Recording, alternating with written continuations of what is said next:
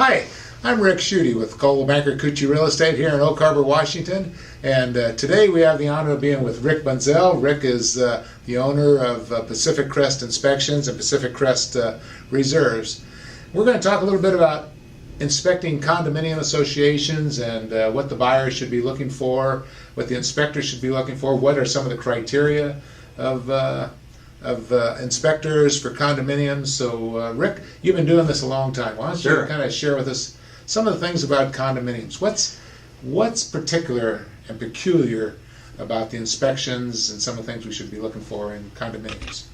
Well, one of the things we see frequently, Rick, is that when people are buying condominiums, they think they're just buying the inside walls of their unit, right, but yet they're actually buying into ownership of the entire association. That's interesting, because we always, as agents, we say, yeah, you're buying sheetrock to sheetrock. Right, yeah, right. Wall to wall. And so, for example, if it's a condominium association that has 10 members, not only are they buying the inside of the walls, but they're buying 1/10 of the entire complex. So that's the roofs, that's the parking lots, the elevators, all those assets that the association normally takes care of. So when people think of, well, I don't have to worry about that, the association's going to take care of that, well, they need to be thinking in terms, well, I'm part of that association. Sure. And anything that the association takes on in the way of work or debt or anything like that, they're 1/10 responsible for that.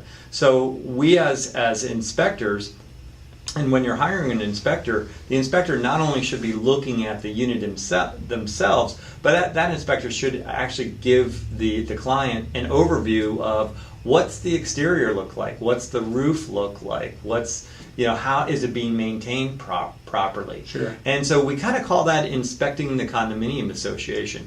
So when a buyer is looking at that particular unit, one of the things in their due diligence, they should be looking at the association and how is the association doing maintaining the common assets that they have.